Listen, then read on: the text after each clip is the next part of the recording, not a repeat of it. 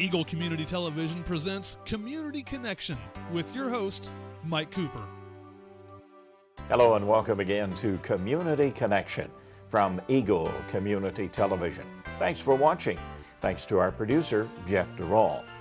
We're in the office of President Mirta Martin, Fort Hays State University President, as we talk about Homecoming 2014, your first, President Martin. What have you heard about homecoming from faculty and staff and your students that you've talked with? Well, first of all, I'm thrilled, to welcome you back and to say happy birthday to our producer. Today is his birthday. But I do want to thank you all for returning. I think homecoming is one of those times of the years where we bring our family back home. And so it is not only a special event, it's an exciting event. And for me to be able to meet all those that I have yet to meet and to welcome all those that I have met is indeed a privilege and an honor, and it's something that I'm just so excited.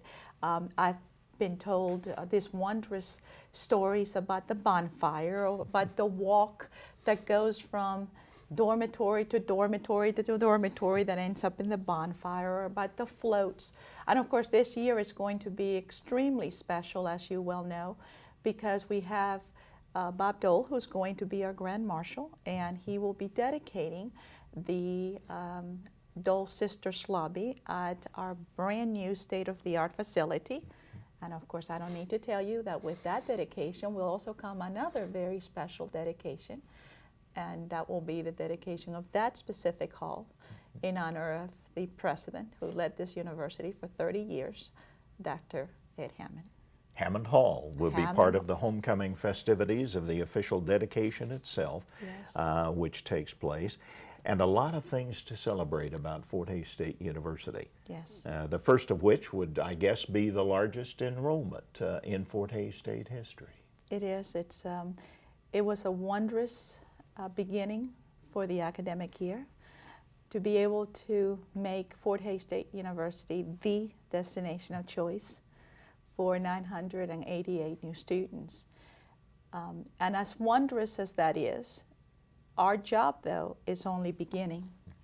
Our job will be realized when 4 years down the road, we will be able to embrace each one of those 988 students, and they walk across the stage to receive their diploma, and as we bid them good luck into the world. That's our job. That's what we need to do. That's what we are dedicated to do. That's what the faculty and the staff at Fort Hays State University are incredibly positioned to be able to do and dedicated to do. So I'm very excited about that.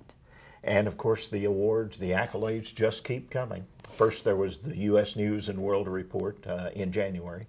Then the latest, bestschools.org, best online program in Kansas, and one of the tops in the nation. Absolutely, and that's prima facie evidence to the dedication of faculty, to the fact that academic rigor, whether it's on-site or online, is the same, is seamless.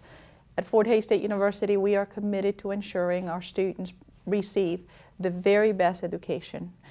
Excellence is the hallmark of education. Excellence is what we provide here at Fort Hays State University. And as you have heard me say before, we are the destination of choice because of our programs of distinction and our people of excellence. And you have admonished the faculty to begin to talk a little about that, to begin to highlight some of those accolades themselves, which they are reluctant to do. They are, and it's something that we're all guilty. There's a fine line between being humble and being arrogant. If you talk about this is what I did, this is what I did, this is what I did, people think, gee, it's all about. But where the fine line comes into place, especially for us at Fort Hays, actually, let me back up. I was talking to a group of faculty earlier this week, and I said, one of the things that we don't do very well at Fort Hays is to tell our story. We have superb faculty. We have dedicated staff. Our facilities are the way they are because everybody has a job to do, and they do it with pride. Students wouldn't come if the grounds weren't maintained or if the buildings weren't kept up. And if they didn't come, our faculty wouldn't have students, you know. And yet we fail to tell the story of success. So I said to faculty, for us to become the destination of choice, we need to tell our story. So the motto is going to be less selfish. You know, I need for the faculty to share what they do well. And so I have asked a committee to gather faculty textbooks, faculty publications. I have lots and lots of bookshelves at the house and here. And rather than to fill them with works of others, I want to fill them with works of our faculty, so that when you come to the house, when we have guests throughout the house, they will see all these wonderful texts, all these wonderful books, all these wonderful publications, all the wonderful art, all the wonderful sculpture that is the people of Fort Hays. And those people will carry our story and our abilities and our excellence into Kansas, into the world. And with their help, with the help of our faculty and staff, with the help of our students, with the help of our parents, we will become the destination of choice. President Martin, you told a great story with Boomer and Mike on the morning show recently that I'd like for you to repeat again, that concerned the surprising, I think to most, win over Pittsburgh State in one of the football teams that went to Pittsburgh. And you told the story about the team, the response as part of what makes Fort Hays State so special. Well, thank you for asking, because I think it is important for everyone to know that in Kansas, chivalry is alive and well. You know, you're absolutely right. I think that it was a surprise that the football team beat 8th ranked Pittsburgh.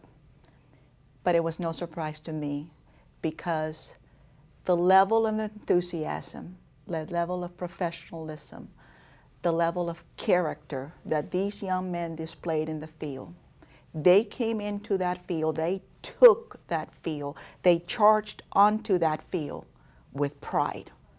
And it was that pride that was evident throughout that entire game. And I'm very proud of them, as I am very proud of every single scholar athlete at Fort Hays State University, because they sacrificed so much to represent this university with pride. And so I want to ask our community, I want to ask our faculty, I want to ask our staff, I want to ask our students to support our scholar athletes when they are out on the field. It is important for them to see those stands filled. It is important for them to have us there present, even when they may be losing. Because how would you feel if you're playing your heart out and you're not winning and the stands begin to empty?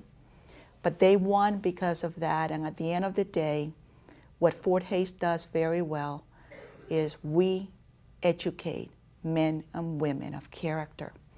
But that chivalry went off the field and through the town. I was the guest of President Scott, and he was so gracious to open his home to me at my first away game, and was very congratulatory, despite the fact that obviously his team did not win. And so as I'm leaving, I get a text from another individual who came, and on that text was a picture of a note that had been left in this person's car. We have, of course, our tiger tags on the back of our cards, and the note said, "Good game, Fort Hays State. Job well done. A gorilla fun." And that fan left that note on that windshield. And so I was already energized, and I was tweeting, and I was trying to get everybody to get to Lewisfield, because we wanted to welcome these young men, and was calling everybody, get to the field, get to the field, get to the field. And I was driving with someone else in my car, again with a tiger tag, and this car pulled up against us. just side by side, and was decked out with gorilla stuff all over the car, you name it, it had it. And started going like this, like pulled down the window. And I thought, well, something's wrong. And so we did. And the gentleman went like this and said, good job, Fort Hays State, well done. You know, where else but Kansas could we find that kind of chivalry? And I was so touched, and I was so proud that I am among individuals who take sportsmanship to a level of excellence that's second to none. And that's what we teach our students here at Fort Hays State, that it's not about winning, it's not about losing, it's how you play the game. And these young men and women who are athletes and who are scholars play the game with distinction, with heart and soul. And at the end of the day, I'm so very proud of each and every one of them. And President Martin, you're going to find that regardless of what sport it is, from tennis to volleyball to track, whatever it is, these young people put back to the community. Absolutely. They give with volunteer time and effort and enthusiasm to helping the community. And better. theirs is not an easy life. You know, they have to practice, they have to study, they have to maintain their GPA, they have to give back to the community. So theirs is not an easy life. And that's why I'm so very proud of them and of every student that comes to Fort Hays State. Give us an update, would you, on the Dodge City Community College connection with Fort Hays State? Well, the update is that we're continuing down the process. I have gone on record stating that on a moral basis, I believe that the people of southwestern Kansas have the right to have a 4-year senior institution at their back door so that they can have access to an affordable and accessible education. As the CEO of Fort Hays State University, however, I need to make sure that financially it is the proper move for both Fort Hays State as well as for Dodge City. So at the risk of stating an old cliche, the devil's in the detail. And I have asked the people of Dodge City to afford me the privilege to earn their trust and to allow the process to continue, and that's what we're doing at Fort Hays. We're allowing the process of discovery to continue in how do we unite two institutions to form one. When will Catherine and Patrick be able to visit Mom in her new role as president? Well, you know, they stopped by here very early on, but they will be at my site for inauguration. And thank you for mentioning it, because I would like to extend a personal invitation to all of the Hays America community, to all of our students, to all of our faculty, to all of our staff, to all of our alumni, to all of our parents, to come and join on the 21st of November at 10 o'clock in the morning at the Coliseum for our inauguration. It's not just mine. This is our inauguration. This is our time for new beginnings. This is our time to take Fort Hays State University into the next decade of the 21st century. Coliseum, 10 a.m., November 21st. 21st. It's a Friday. We'll mark our calendars. Please do. What do Catherine and Patrick think about Mom in her role as president? Have you gotten any feedback on what their thinking is here? You know, they're very proud. I'm very proud of my children. As you know, both of them have embraced our values of passing it forward and giving back to the community, whether Catherine, as you know, is a doctoral student studying the causes of autism, and Patrick is a senior at the University of Virginia, and he gives back to the community through service projects. And for them, they are thrilled that I am where I belong to be. When a very quick story, when